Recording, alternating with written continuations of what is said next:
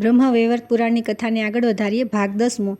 મૃત્યુકન્યા બોલી, પૂર્વકાળમાં વિશ્વસ્રષ્ટા બ્રહ્માજી આ કર્મના માટે મને જ ઉત્પન્ન કરી. પતિવ્રતે હું બહુ ભારે તપસ્યા કરીને પણ આ કાર્યને ત્યાગવામાં અસમર્થ છું. સુંદરી, આ સંસારમાં જો કોઈ સતીઓમાં સર્વથી શ્રેષ્ઠ અને તેજસ્વીની સતી હોય તથા તે મને જ પોતાના તેજથી ભસ્મ કરી નાખવામાં સમર્થ થઈ જાય ત્યારે તો અહીં સમસ્ત આપત્તિઓની શાંતિ થઈ જશે. પછી મારા પુત્રો અને સ્વામીની જે દશા થવાની હશે તે થશે. કાળ દ્વારા પ્રેરિત થઈને જ હું એને મારા પુત્ર વ્યાધિઓ કોઈ પ્રાણીનો સ્પર્શ કરીએ છીએ, તેથી આમાં મારો અથવા મારા પુત્રોનો કંઈ દોષ નથી. હવે તમે મારો નિશ્ચિત વિચાર સાંભળો. ભદ્રે ધર્મસભામાં બેસનારા જે ધર્મજ્ઞ મહાત્મા કાળ છે તેમને આ વિષયમાં પૂછો, પછી જે ઉચિત હોય તે અવશ્ય કરજો. માલાવતીએ કહ્યું કે હે કાળ, આપ કર્મોના સાક્ષી છો, કર્મ સ્વરૂપ છો તથા નારાયણના સનાતન અંશ છો. ભગવાન, આપ પરમેશ્વરને નમસ્કાર છે. પ્રભુ, હું જીવિત છું, પછી મારા પ્રિયતમને આપ શા માટે હરી લઈ જાઓ છો? કૃપાનિધિ, આપ સર્વજ્ઞ છો, તેથી બધાના દુઃખોને પણ જાણો છો. કાળપુરુષ બોલ્યા, પતિવ્રતે, હું અને યમરાજ કઈ ગણતરીમાં છીએ? મૃત્યુકન્યા અને વ્યાધિઓની શું ઓકાત છે?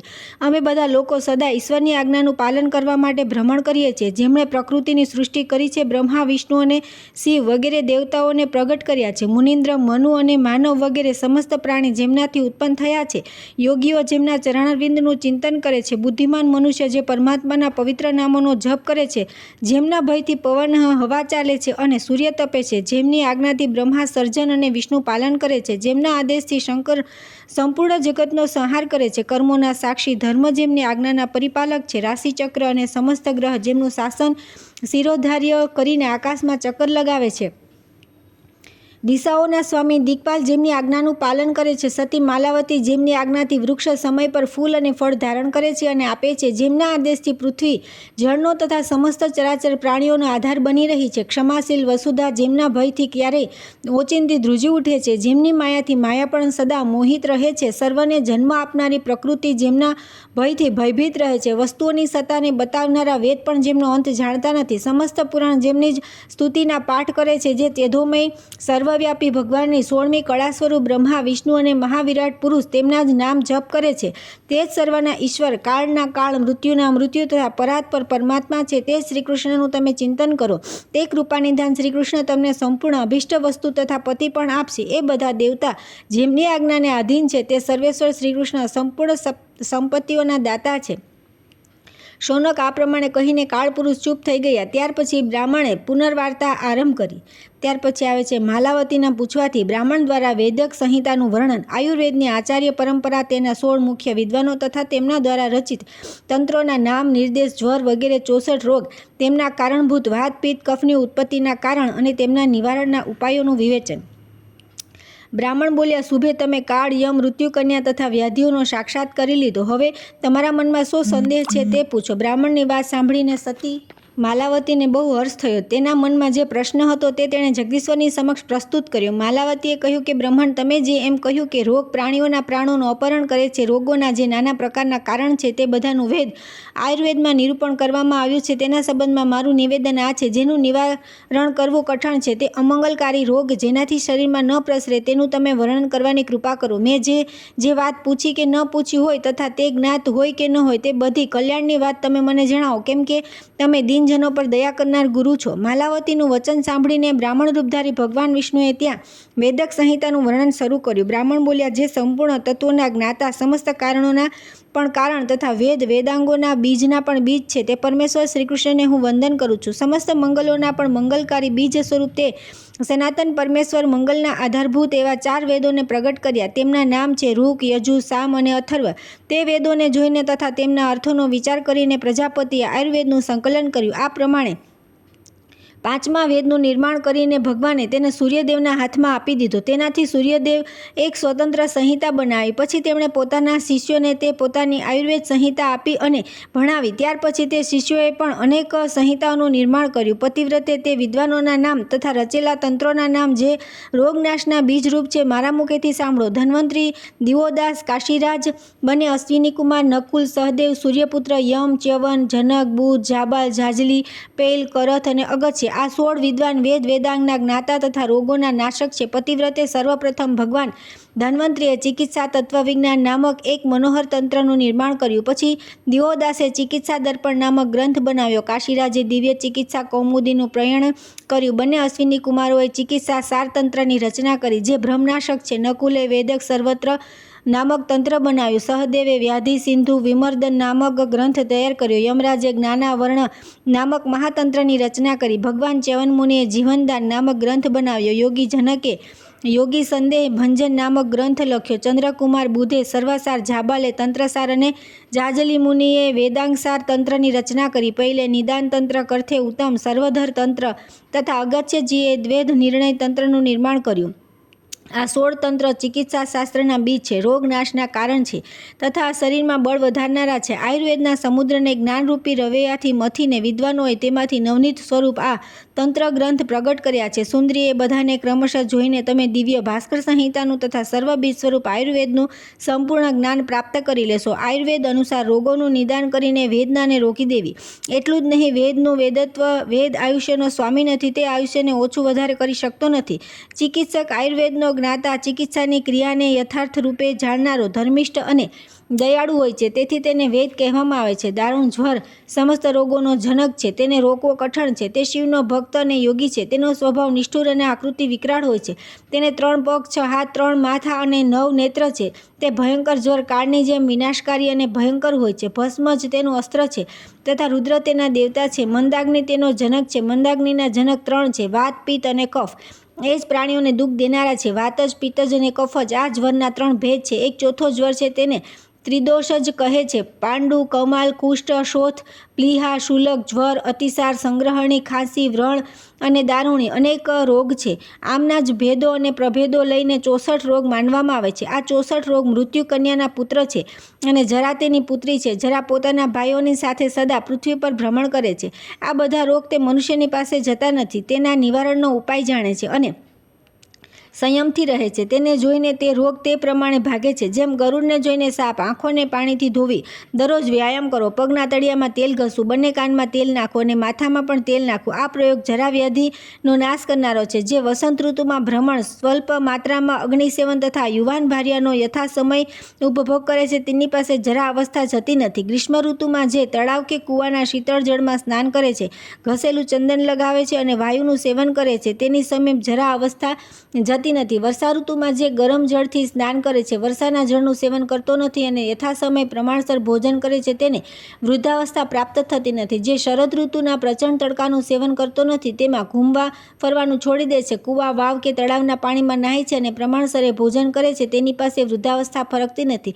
જે હેમંત ઋતુમાં પ્રાતઃકાળે તળાવ વગેરે જળમાં સ્નાન કરે છે, યથાસમય અગ્નિ પાસે તાપે છે, તાજી ગરમ ગરમ રસોઈ જમે છે, તેની પાસે જરાવસ્થા જતી નથી. જે શિશિર ઋતુમાં ગરમ કપડાં, પ્રજ્વલિત અગ્નિ અને તુરંતના બનાવેલા ગરમ અન્નનું ભોજન કરે છે તથા ગરમ જળથી સ્નાન કરે છે, તેની સમીપ વૃદ્ધાવસ્થા પહોંચી શકતી નથી.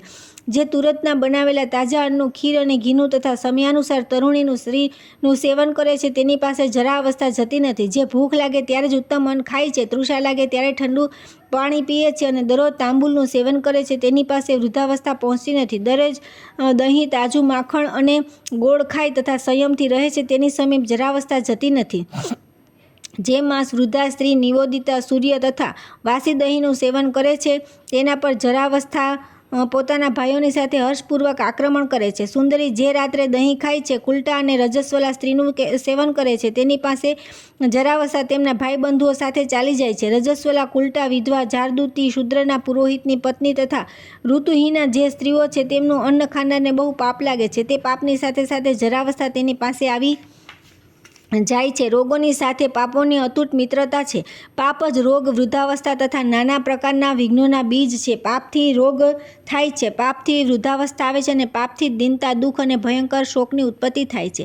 તેથી ભારતના સંત પુરુષ સદા ભયાતુર થઈને પાપનું આચરણ કરતા નથી, કેમ કે તે મહાન શત્રુતા ઉપર ઉત્પન્ન કરનાર દોષોનું બીજ અને અમંગલકારી હોય છે. જે પોતાના ધર્મની મર્યાદામાં રહે છે, ભગવાનના મંત્રની દીક્ષા લઈ લીધા પછી હરિની આરાધનામાં સંલગ્ન રહે છે તથા ગુરુ, દેવતા અને અતિથિઓનો ભક્ત છે, તપસ્યામાં આસક્ત છે, વ્રત ઉપવાસ નિયમિત કરે છે અને તીર્થ સેવન કરે છે, તેને જોઈને રોગ પલાયન થઈ જાય છે. આવા પુરુષોની પાસે જરાવસ્થા જતી નથી કે ન દુર્જય રોગ તેના પર આક્રમણ કરે છે. પતિવ્રતે માલાવતી વાત, પિત્ત અને કફ આ 3 જ્વરના નાશક જનક છે. એ જ રીતે દેહધારીઓમાં સંચાર કરે છે અને સ્વયં જાય છે. તેના વિવિધ કારણો અને ઉપાયોને સાંભળો. જ્યારે ભૂખનો અગ્નિ પ્રજ્વલિત થઈ રહ્યો હોય અને તે સમયે આહાર ન મળે તો પ્રાણીઓના શરીરમાં મણિપૂરક ચક્રમાપિતનો પ્રકોપ થાય છે. તાડ અને બોરના ફળ ખાઈને તુરત પાણી પીવામાં આવે તો તુરત જ પ્રાણનાશક પિત્ત થઈ જાય છે. જે ભાગ્યવશાત પ્રાણી શરદ ઋતુમાં ગરમ પાણી પીએ છે અને ભાદરવામાં તીખું ભોજન કરે છે તેનું પિત્ત વધી જાય છે. ધાણા પીસી તેને સાકરની સાથે જળમાં ઓગાળી તે પીવાથી પિત્તની શાંતિ થાય છે. ચણા, બધા પ્રકારના ગવ્ય પદાર્થ, છાશ, દહીં, પાકેલા બોર અને તાડના ફળ, શેરડીના રસથી બનેલી દરેક વસ્તુઓ, આદુ, મગની દાળનું પાણી તથા ખાંડ મિશ્રિત તલનું ચૂર્ણ આ બધી પિત્તનાશક ઔષધિઓ છે. તે તત્કાળ બળ અને પુષ્ટિ પ્રદાન કરે છે. પિત્તનું કારણ અને તેના નાશનો ઉપાય બતાવવામાં આવ્યો. હવે બીજી વાત સાંભળો. ભોજન પછી તુરત સ્નાન કરવું, તૃષા વિના પાણી પીવું, પૂરા શરીરમાં તલના તેલની માલિશ કરવી, સ્નિગ્ધ તેલ તથા આમળાના દ્રવનું સેવન, આ વાસી અન્નનું ભોજન, છાશ પીવી, કેળાના પાકેલા ફળ, દહીં, વરસાદનું પાણી, સાકરનું શરબત, અત્યંત ચીકણા જળનું સેવન, નાળિયેરનું જળ, વાસી પાણીથી તેલ લગાવ્યા વિના સ્નાન, તરબૂચના પાકા ફળ ખાવા, કાકડીના વધારે પાકેલા ફળનું સેવન કરવું, વર્ષા ઋતુમાં તળાવમાં નાહવું અને મૂળા ખાવાથી કફ વધે છે. તે કફ બ્રહ્મરંધ્રમાં ઉત્પન્ન થાય છે, જે મહાન વીર્યનાશક માનવામાં આવે છે. ગંધર્વ નંદીની અગ્નિથી તપીને શરીરમાંથી પરસેવો કાઢવો, શેકેલી ભાંગનું સેવન કરવું, બળી ગયેલા તેલનો ઉપયોગ કરવો, ઘૂમવું, સૂકા પદાર્થ ખાવા, સૂકી પાકેલી હરડેનું સેવન કરવું, કાચું પિંડારક, કાચું કેળું, બેસવાર, પીસેલું જીરું, મરચું અને લવિંગ વગેરે મસાલો, સિંધુવાર અર્થાત નિર્ગુળી આહાર, ઉપવાસ, અપાનક, પાણી ન પીવું, ઘી મિશ્રિત રોચના ચૂર્ણ, ઘી સાથે ખાંડ, કાળા મરી, પીપળ, સૂંઠ, જીવક, અષ્ટવર્ગની અંતર્ગત ઔષધિ વિશેષ તથા મધ આ દ્રવ્ય તત્કાળ કફને દૂર કરનારા તથા બળ પુષ્ટિદાયક છે. હવે વાત વાયુના પ્રકોપનું કારણ સાંભળો. જમ્યા પછી તુરત ચાલવું, દોડવું, અગ્નિ સામે તાપવું, ફરવું અને સ્ત્રી સહવાસ કરવો, મનમાં નિરંતર ચિંતા હોવી, અત્યંત લુખ્ખું ખાવું, ઉપવાસ કરવો, કોઈ સાથે લડવું, ક્લેશ કરવો, કડવા વચન બોલવા, ભય અને શોકગ્રસ્ત થવું આ બધા વાયુની ઉત્પત્તિના કારણ છે. આજ્ઞાચક્રમાં વાયુની ઉત્પત્તિ થાય છે. હવે તેની ઔષધિ શું છે તે સાંભળો. પાકું કેળું, બીજોરું, લીંબુની સાથે ખાંડનો શરબત, નાળિયેરનું પાણી, તુરતની બનાવેલી છાશ, ઉત્તમ માલપુઆ, કચોરી વગેરેનું, ભેંસનું માત્ર મીઠું દહીં અથવા તેમાં ખાંડ નાખી હોય, તુરતનું વાસી અન્ન, જવની કાંજી, ઠંડુ પાણી, ગરમ કરેલું ખાસ તેલ અને તલનું તેલ, નાળિયેર, તાડ, ખજૂર, આમળાનો બનેલો ઉષ્ણ દ્રવ, સુવાળા કમળના પાનની શૈયા અને ચીકણા વ્યંજન વચ્ચે આ બધી વસ્તુઓ તત્કાળ વાયુદોષનો નાશ કરે છે. મનુષ્ય 3 પ્રકારના વાયુદોષ થાય છે: શારીરિક, ક્લેશજન્ય, માનસિક, સંતાપજન્ય અને કામજનિત. માલાવતી, આ પ્રમાણે મેં તમારી સમક્ષ રોગોનું વર્ણન કર્યું તથા તે રોગોના નિવારણ માટે શ્રેષ્ઠ વિદ્વાનોએ જે નાના પ્રકારના તંત્ર બતાવ્યા તેની પણ જાણકારી આપી દીધી. તે તંત્રોમાં રોગ નિવારણ માટે રસાયણ વગેરે પરમ દુર્લભ ઉપાય બતાવેલા છે. સાધ્વી વિદ્વાનો દ્વારા રચિત તે બધા તંત્રોનું સંપૂર્ણ વર્ણન કોઈ 1 વર્ષમાં પણ કરી શકે એમ નથી. હે શોભને કહો, તમારા પ્રાણવલ્લભનું મૃત્યુ કયા રોગથી થયું છે? હું તેનો ઉપાય કરીશ જેથી તે જીવતા થઈ જશે. સૌત્રીએ કહ્યું કે બ્રાહ્મણની આ વાત સાંભળીને ગંધર્વ કુમારી ચિત્રરથની પુત્રી માલાવતીએ પ્રસન્નતાપૂર્વક આ પ્રમાણે કહ્યું. માલાવતી બોલી, વિપ્રવર સાંભળો. સભામાં લજ્જિત થયેલા મારા પ્રિયતમે બ્રહ્માના શાપના કારણે યોગબળથી પ્રાણોનો પરિત્યાગ કર્યો છે. મેં તમારા મુખેથી સાંભળેલું અપૂર્વ, શુભ અને મનોહર આખ્યાન પૂરેપૂરું સાંભળ્યું છે.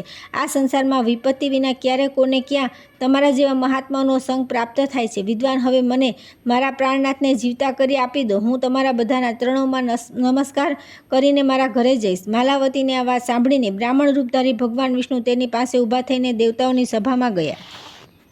ત્યાર પછી આવે છે બ્રાહ્મણ બાળકની સાથે ક્રમશઃ બ્રહ્મા, મહાદેવજીની તથા ધર્મની વાતચીત. દેવતાઓ દ્વારા વિષ્ણુની તથા બ્રાહ્મણ દ્વારા ભગવાન શ્રી કૃષ્ણની ઉત્કૃષ્ટ મહત્તાનું પ્રતિપાદન. સૌથી કહે છે કે બ્રાહ્મણને આવતા જોઈને દેવતાઓ ઊભા થઈ ગયા. પછી ત્યાં સભામાં તે બધાની પરસ્પર વાતચીત થઈ. આ બ્રાહ્મણ રૂપધારી સાક્ષાત ભગવાન વિષ્ણુ છે. આ વાત દેવતાઓની સમજમાં ન આવી. ભગવાન જ વિષ્ણુની માયાથી મોહિત હોવાના કારણે તેઓ પૂર્વની બધી વાતો ભૂલી ગયા હતા. સોનકજી, તે સમયે બ્રાહ્મણે બધા દેવતાઓને સંબોધિત કરીને મધુર વાણીમાં સત્ય વાત કહી, જે પ્રાણીઓ પરમ કલ્યાણકારક હતી. બ્રાહ્મણ બોલ્યા કે દેવતાઓ, આ ઉપબરણની ભાર્યા અને ચિત્રરથની કન્યા છે. પતિશોકથી પીડિત થઈને તેણે સ્વામીના જીવન માટે યાચના કરી છે. હવે આ કાર્ય ને માટે નિશ્ચિત રૂપે કયો ઉપાય કરવો જોઈએ? બધા દેવતા મળીને મને તે ઉપાય બતાવો જે સદા કામમાં લેવા યોગ્ય અને સમયોચિત હોય. માલાવતી શ્રેષ્ઠ, સતી અને તેજસ્વીની છે. તે પોતાનો મનોરથ સફળ ન થાય તો બધા જ દેવતાઓને શાપ આપવા ઉદ્યત છે. તેથી તમારા લોકના કલ્યાણ માટે હું અહીં આવી છું અને મેં સતીને સમજાવી શાંત કરી છે. સાંભળ્યું છે તમે લોકોએ શ્વેતદ્વીપમાં હરિની પણ સ્તુતિ કરી હતી, પરંતુ તમારા સ્વામી તે ભગવાન વિષ્ણુ અહીં કેમ આવ્યા નહીં? આકાશવાણી થઈ હતી કે તમે લોકો ચાલો, પાછળથી ભગવાન વિષ્ણુ પણ જશે. આકાશવાણીની વાત તો અટળ હોય છે, પછી એ વિપરીત કેમ થઈ ગઈ? બ્રાહ્મણની આ વાત સાંભળીને સાક્ષાત જગતગુરુ બ્રહ્માએ આ પરમ મંગલમય સત્ય અને હિતકર વાત કહી. બ્રહ્માજી બોલ્યા, મારા પુત્ર નારદ જ શાપવશ ઉપબરણ ગંધર્વ થયા. પછી મારા શાપથી તેમણે યોગધારણા દ્વારા પ્રાણોનો ત્યાગ કરી દીધો. ભૂતળ પર ઉપબરણનું આયુષ્ય 1 લાખ વર્ષનું નિશ્ચિત કરવામાં આવ્યું હતું. એ પછી તેઓ શુદ્ર યોનિમાં જઈ તે શરીરનો ત્યાગ કરી ફરી મારા પુત્ર રૂપે પ્રતિષ્ઠિત થઈ જશે. ભૂતળ પર તેમના રહેવાનો જે સમય નિયત હતો તેને થોડો ભાગ હજી શેષ છે. એ પ્રમાણે એનું આયુષ્ય હજી 1000 વર્ષ બાકી છે. હું સ્વયં ભગવાન વિષ્ણુની કૃપાથી ઉપબરણને જીવતદાન આપીશ, જેથી આ દેવ સમુદાયને સાપનો સ્પર્શ ન થાય. એ ઉપાય હું અવશ્ય કરીશ. બ્રહ્મણ, તમે જે એમ કહ્યું કે ભગવાન વિષ્ણુ અહીં કેમ ન આવ્યા એ બરાબર નથી, કેમ કે ભગવાન વિષ્ણુ તો સર્વત્ર વિદ્યમાન છે. તે સર્વના આત્મા છે. આત્માનું અલગ શરીર ક્યાં હોય છે? તે સ્વેચ્છામય પરબ્રહ્મ પરમાત્મા ભક્તોના પર અનુગ્રહ કરવા માટે દિવ્ય શરીર ધારણ કરે છે. તે સનાતન દેવ સર્વત્ર છે, સર્વજ્ઞ છે અને બધાને જુએ છે. વીજ ધાતુ વ્યાપ્તિ વાચક છે અને અણુનો અર્થ છે સર્વત્ર. તે સર્વાત્મા શ્રી હરિ સર્વવ્યાપક છે. તેથી વિષ્ણુ કહેવાય છે. કોઈ અપવિત્ર હોય કે પવિત્ર હોય અથવા કોઈ પણ અવસ્થામાં કેમ ન હોય, જે કમલનયન ભગવાન વિષ્ણુનું સ્મરણ કરે છે તે અંદર બહાર સહિત પૂર્ણપણે પવિત્ર થઈ જાય છે. બ્રહ્મણ કર્મના આરંભ, મધ્ય અને અંતમાં જે વિષ્ણુનું સ્મરણ કરે છે તેનું વૈદિક કર્મ સાંગોપાંગ પૂરું થઈ જાય છે. જગતનું સર્જન કરનાર હું, વિધાતા, સંહારકારી, હર તથા કર્મોના સાક્ષી, ધર્મ આ બધા જેની આજ્ઞાનું પાલન કરવાવાળા છે, તેમના ભય અને શોક આજ્ઞાથી કાળ સમસ્ત લોકોનો સંહાર કરે છે. યમ પાપીઓને દંડ આપે છે અને મૃત્યુ બધાને પોતાની અધિકારમાં કરી લે છે. સર્વેશ્વરી, સર્વના, સર્વદ્યા અને સર્વજનની પ્રકૃતિ પણ જેમની સામે ભયભીત રહીને જેમની આજ્ઞાનું પાલન કરે છે તે ભગવાન વિષ્ણુ સર્વના આત્મા અને સર્વેશ્વર છે. મહેશ્વર બોલ્યા કે બ્રહ્માજીના જે સુપ્રસિદ્ધ પુત્ર છે તેમનામાંથી કોના વંશમાં તમારો જન્મ થયો છે? વેદોનું અધ્યયન કરીને તમે કયું તત્વજ્ઞાન પ્રાપ્ત કર્યું છે? વિપ્રવર, તમે ક્યાં મુનિન્દ્રના શિષ્ય છો અને તમારું નામ શું છે? તમે હજી તો બાળક હોવા છતાં સૂર્યના તેજ જેવા તેજસ્વી છો. તમે તમારા તેજથી દેવતાઓને પણ ઝાંખા પાડી રહ્યા છો, પરંતુ દરેકના હૃદયમાં અંતર્યામી આત્મારૂપે વિરાજમાન અમારા સ્વામી સર્વેશ્વર પરમાત્મા વિષ્ણુને જાણતા નથી. એ મોટા આશ્ચર્યની વાત છે. પરમાત્માના ત્યાગી દેવાથી દેહધારીઓનું આ શરીર પડી જાય છે અને બધી સૂક્ષ્મ ઇન્દ્રિયો તથા પ્રાણ તેની પાછળ તે પ્રમાણે નીકળી જાય છે, જેમ રાજાની પાછળ તેના સેવક જાય છે. જીવ તેમનું પ્રતિબિંબ છે તે તથા મન, ચેતના, જ્ઞાન, પ્રાણ, ઇન્દ્રિયો, બુદ્ધિ, મેઘા, ધૃતિ, સ્મૃતિ, નિંદ્રા, દયા, તૃંદ્રા, ક્ષુધા, તૃષ્ણા, પુષ્ટિ, શ્રદ્ધા, સંતુષ્ટિ, ઈચ્છા, ક્ષમા અને લજ્જા વગેરે ભાવ તેમના અનુગામી માનવામાં આવ્યા છે. તે પરમાત્મા જ્યારે જવા માટે તૈયાર થાય છે ત્યારે તેમની શક્તિ આગળ જાય છે. ઉપરયુક્ત બધા ભાવ તથા શક્તિ તે પરમાત્માના આજ્ઞાપાલક છે. શરીરમાં જ્યાં સુધી ઈશ્વર સ્થિત છે ત્યાં સુધી દેહધારી જીવ સર્વ પ્રકારના કર્મ કરવામાં સમર્થ હોય છે. તે ઈશ્વર યા તેમના અંશરૂપ જીવ જ્ઞાન નીકળી ગયા પછી શરીર શવ થઈને અસ્પૃશ્ય તથા ત્યાજ્ય બની જાય છે. આ સર્વેશ્વર શિવને કહ્યો દેહધારી માનતો નથી. સર્વનું સર્જન કરનાર સાક્ષાત જગત વિધાતા જગત બ્રહ્મ નિરંતર તે ભગવાનના ચરણવિંદોમાં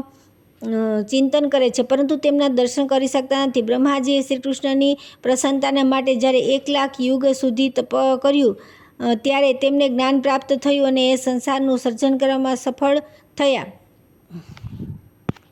મેં પણ શ્રી હરિની આરાધના કરતા રહીને ઘણા લાંબા સમય સુધી, જેની કોઈ ગણતરી નથી, તપ કર્યું, પરંતુ મને પ્રાપ્તિ ન થઈ. ખરેખર મંગળની પ્રાપ્તિથી કોણ તૃપ્ત થાય છે? હવે હું તમામ કર્મોથી નિસ્પૃહ થઈને પોતાના 5 મુખોથી તેમના નામ અને ગુણોનું કીર્તન અને ગાન કરતો રહી સર્વત્ર ઘૂમ્યા કરું છું. તેમના નામ અને કીર્તનમાં ગુણોનો આ વિષય પ્રભાવ છે કે મૃત્યુ મારાથી દૂર ભાગે છે. નિરંતર ભગવાનના જપ કરવાવાળા પુરુષને જોઈને મૃત્યુ પલાયન થઈ જાય છે. ચિરકાળ સુધી તપશ્ચર્યાપૂર્વક તેમના નામ અને ગુણોનું કીર્તન કરવાથી હું સમસ્ત બ્રહ્માંડોના સંહાર કરવામાં અસમર્થ છું. મૃત્યુંજય થયો છું. યથાસમયે હું તેજ શ્રી હરિમાં લીન થઈ જાઉં છું તથા ફરી તેમનામાંથી મારો પ્રાદુર્ભાવ થાય છે. તેમની કૃપાથી જ કાળ મારો સંહાર કરી શકતો નથી અને મૃત્યુ મને મારી શકતું નથી. બ્રહ્મન શ્રી કૃષ્ણ ગોલોકધામમાં નિવાસ કરે છે તે જ વૈકુંઠ અને શ્વેતદ્વીપમાં પણ છે. જેમ અગ્નિ અને તેના તણખલામાં કોઈ અંતર નથી તે પ્રમાણે અંશી અને અંશમાં કોઈ અંતર હોતું નથી. 71 દિવ્ય યુગોનું એક મન્વંતર થાય છે. દરેક મન્વંતરમાં 2 ઇન્દ્ર વ્યતીત થાય છે.